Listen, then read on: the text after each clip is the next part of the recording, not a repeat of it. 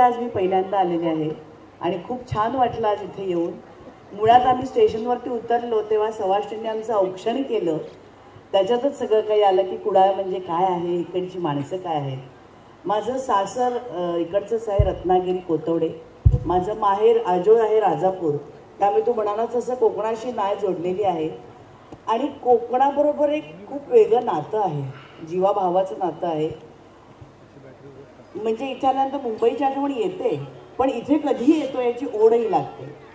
तर त्यामुळे सासर माहेर दोन्ही इथे असल्यामुळे मी इथलीच आहे, त्यामुळे ती ओढ असणारच. वैभव सर, कोकणाशी तुमची खऱ्या अर्थानं नाळ जोडली. हा प्रश्न तुम्हाला विचारूच नको, कारण मी इथलाच आहे.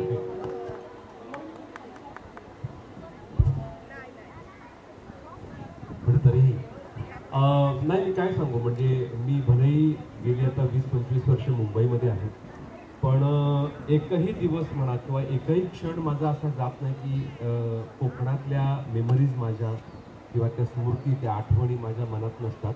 त्या सगळ्या काय म्हणतो आपण त्याला, चांगल्या सुंदर सामाजिक, भौगोलिक आणि माणसांच्या आठवणी आहेत माझ्या मनात. आणि त्याच्या जीवावर मुंबईसारख्या धकाधकीच्या आयुष्यामध्ये किंवा जे सतत कामाला बांधून घेतलेल्या आयुष्यामध्ये सुद्धा जर माझे विरंगुळ्याचे क्षण असतील ना, तर ते फक्त कोकणाच्या आठवणीचेच आहेत.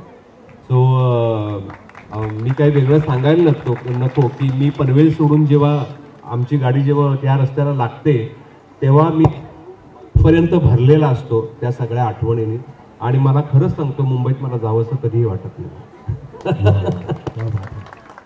यानंतर मी मंदार तुझ्याकडे येणार आहे. मंदार, कोकणाबद्दल तू काय सांगशील? तुझं आणि कोकणाचं नातं काय सांगशील?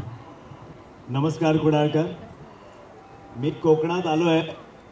खरं मी माझ्या घरी आलो आहे, कारण माझं गाव हे कणकवली. मी मुळात कोकणातलाच आहे. कणकवलीत छोटीशी जागा आहे, लांजेवाडी. तिथे घर अजूनही आहे आमचं, पण तिथे राहत नाही कोणी, आम्ही सगळेच मुंबईत. पण माझे रूट्स, आमची फॅमिली, आमचं जे कुटुंब आहे त्याला सुरुवातच कोकणातून झाली आहे, कणकवलीतून झाली आहे. तर आज मी पुन्हा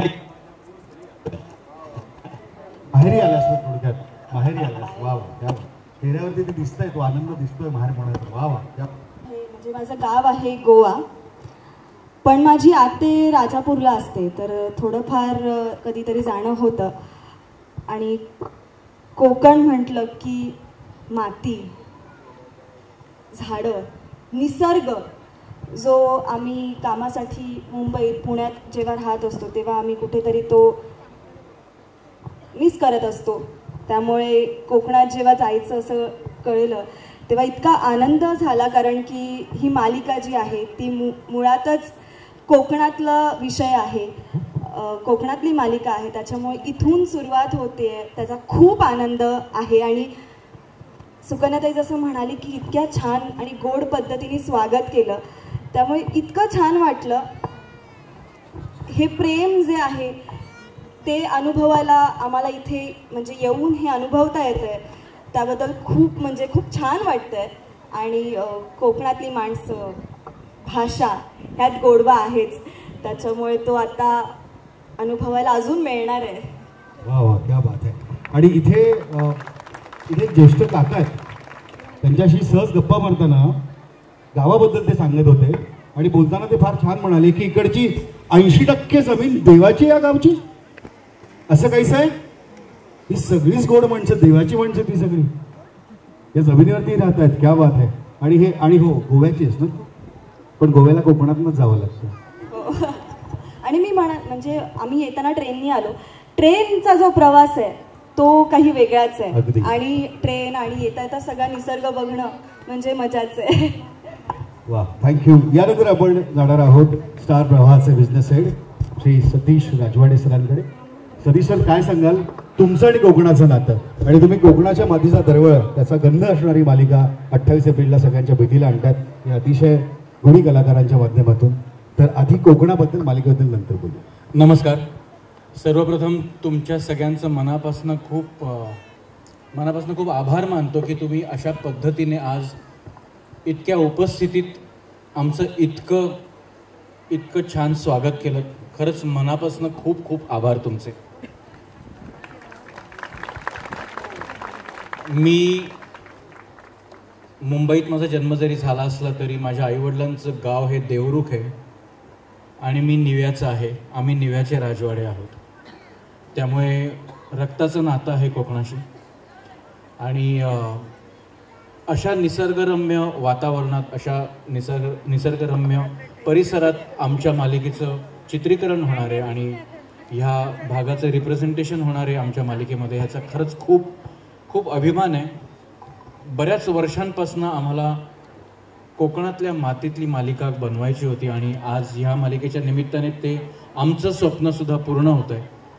आणि अशा पवित्र स्थानी येऊन लक्ष्मीनारायणाचा आशीर्वाद घेऊन तुमच्या सगळ्यांच्या उपस्थितीने आम्ही आज आमची ही कलाकृती तुम्हाला अर्पण करतोय.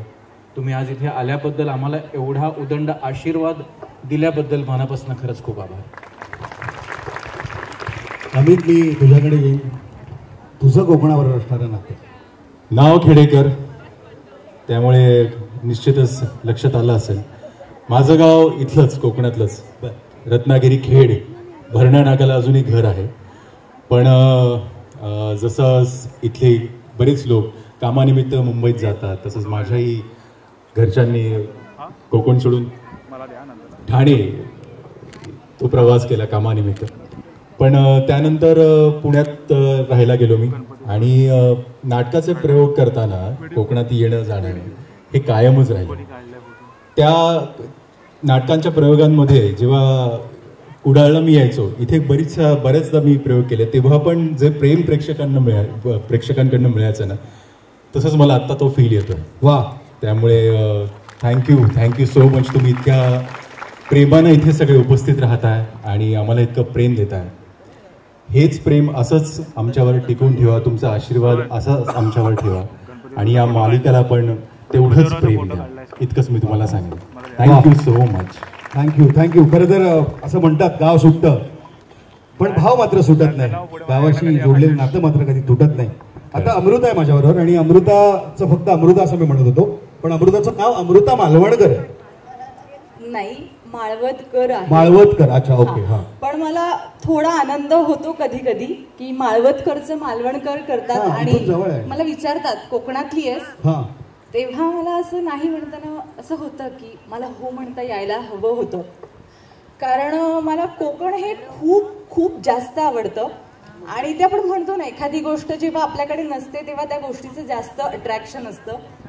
तसं मला कोकणाचं अट्रॅक्शन हे लहानपणापासून खूप होतं. म्हणजे खूप सुंदर निसर्ग, समुद्र, नारळाची झाडं किंवा चिऱ्याची घरं, हे सगळं मला खूप आवडायचं. पण जसं जसं कामाला सुरुवात झाली आणि हे सो माझ्यासाठी एकच चान्स होता कोकणात येण्याचा, तो म्हणजे काहीतरी कामानिमित्त किंवा ठरवून फिरायला येणं. पण कामामुळे ना कधी असा वेळात वेळ काढून मला कोकणात यायला जमलं नाही. पण मला आज इतका आनंद होतोय ना की त्याच कामासाठी मी कोकणात आली आहे आणि मला खूप छान वाटतंय तुम्हाला सगळ्यांना बघून. म्हणजे मी ते ऐकलं होतं गाण्यामध्ये की कोकणातली माणसं खूप साधी भोळी आणि गोड असतात, प्रेमळ असतात. ते मी आज पहिल्यांदा अनुभवतीये आणि मला खूप छान वाटतंय. Thank you so much. Thank you Amruta. आणि आता मी तुला विचारणार आहे की तुझं कोकणाशी असणारं नातं, कोकणात तुझं येणं जाणं, तुझं काही कोकणाशी जोडलेले जे काही बंध आहेत त्याबद्दल.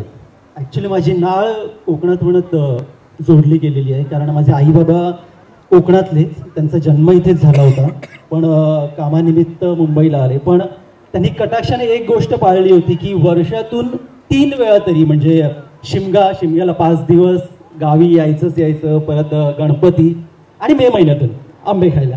सो या 3ही म्हणजे वर्षातून 3 फेऱ्या माझ्या व्हायच्या. म्हणजे शाळेला सुट्टी असेल तरी चालेल, नसेल तरी दांड्या मारायच्या आणि गावी यायचं. सो कोकणात येणं जाणं हे नेहमी व्हायचं, पण ते रत्नागिरीपर्यंत.